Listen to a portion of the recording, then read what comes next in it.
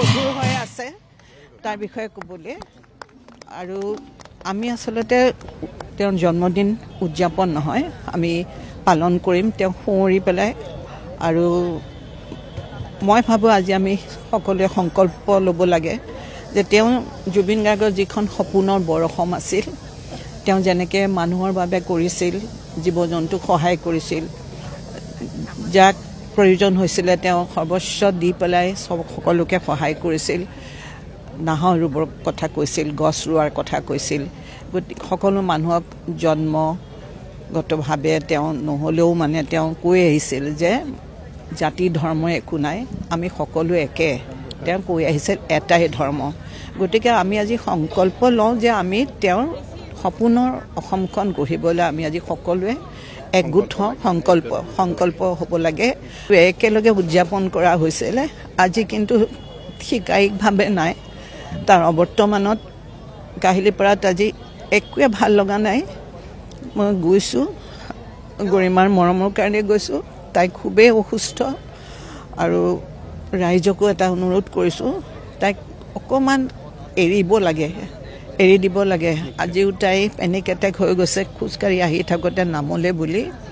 গতিকে আমি এতিয়া সকলোৰে এটাই তাৰ ন্যায় বিচাৰোঁ। আমি যেতিয়ালৈকে আমি ন্যায় নাপাওঁ, যেতিয়ালৈকে সত্যটো উদ্ঘাটন নহয়, আমি থমকি ৰ'ব নালাগিব। কাৰণ সি সময় হোৱা নাছিলে যাবলৈ, কিন্তু তাক আমি জীয়াই ৰাখিম। প্ৰতিজন তাক ভাল পোৱা প্ৰতিজন অসমীয়াই হৃদয়ত সি থাকিব। যিমান দিনলৈ ব্ৰহ্মপুত্ৰৰ সোঁত বৈ থাকিব, জুবিন সদায় থাকিব আমাৰ লগত। আৰু জুবিনক আমি সকলোৱে জীয়াই ৰাখিম।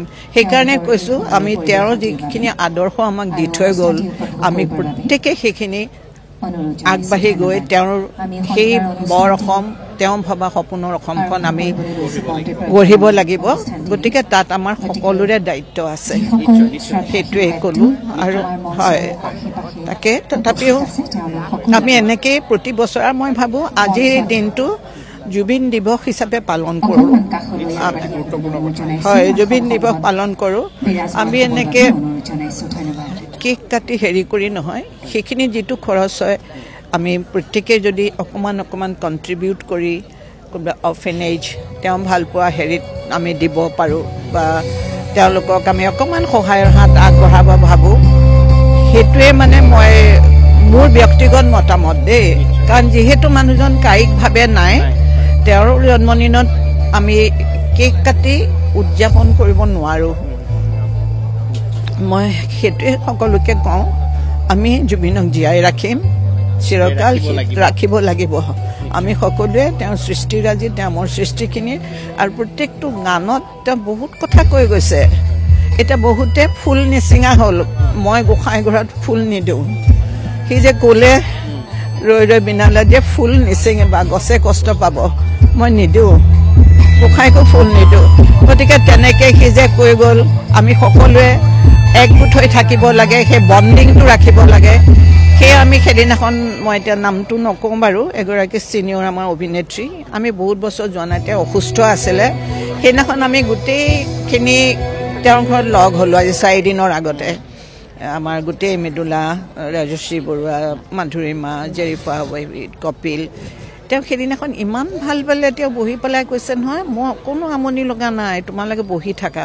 তেতিয়া আমি চবেই কৈছোঁ যে নহয়, জুবিনে এইটো আমাক শিকাই থৈ গ'ল, আমি সেই বণ্ডিংটো, কমিউনিকেশ্যন গেপটো বঢ়াই দিব নালাগে, ৰাখিব লাগিব। এতিয়া আমি সেইদিনাখন সকলোৱে মিলি এটা আমি সিদ্ধান্ত ল'লোঁ যে আমি এতিয়াৰ পৰা যলৈকে যাওঁ আমি একগোট হৈ যাওঁ।